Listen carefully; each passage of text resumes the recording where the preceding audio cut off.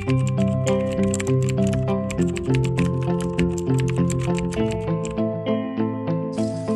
you have any idea about the images?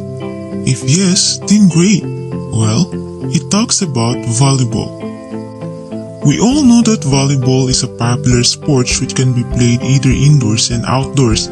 It appeals to people of all ages and skill level. It is fast-paced with constant jumping and running and thus provides a strenuous aerobic workout.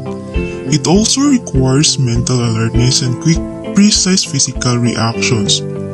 But before that, let us define what really volleyball is. It is a game for two teams in which the object is to keep a large ball in motion from side to side over a high net by striking it with the hands before it touches the ground. In volleyball, two teams of 6 players are divided by a net under set rules. Each side aims to score points by putting the ball on the court of the opposing team. So why there is a volleyball match? Here are some historical details regarding volleyball, including where and when it first began. Volleyball was developed in 1895 by William G. Morgan at the Young Men's Christian Association or YMCA in Holyoke, Massachusetts. It was created for businessmen who required a game that involved less physical contact than basketball. Volleyball blended elements of baseball, basketball, handball, and tennis. Volleyball was originally played using a tennis net hung 6 feet 6 inches above the floor. The first game of volleyball was played on July 7, 1896 at Springfield College. Official volleyball was designed in 1900s. The set and spike were introduced in the Philippines in 1916.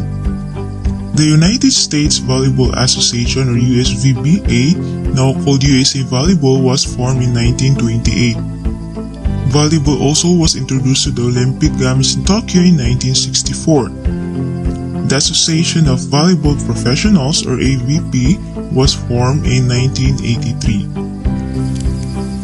Those are some historical facts about volleyball. After hearing those facts, let's move to its fundamental skills.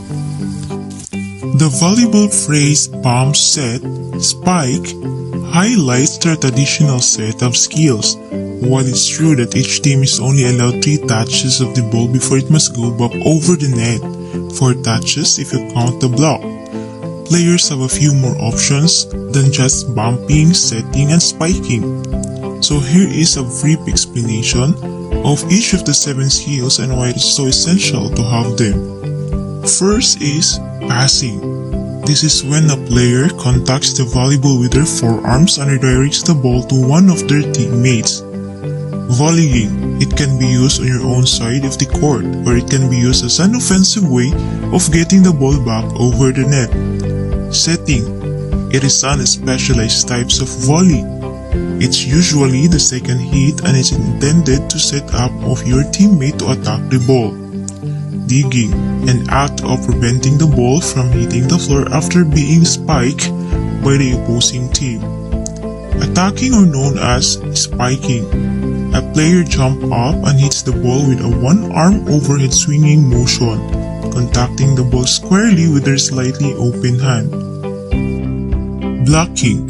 Probably one of the most straightforward named skills. A block is a defensive play when a player jumps at the net to blocks the hit from coming onto the team's side of the net. And lastly is serving, an act to start a game, the only time in the game that you start with full control of the ball.